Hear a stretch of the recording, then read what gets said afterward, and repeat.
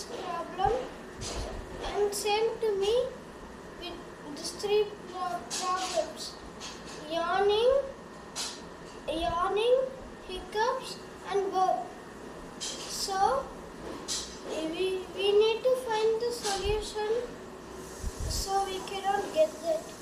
If you yawn, that means you need to take it. You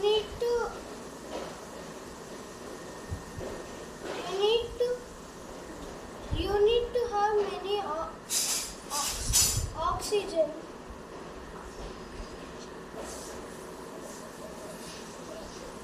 And second, hiccups.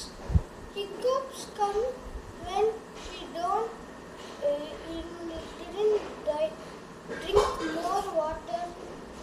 So the solution is drink more water. The third one is burping. Burping comes when we can't digest well.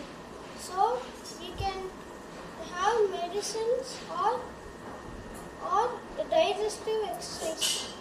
Okay, thank you.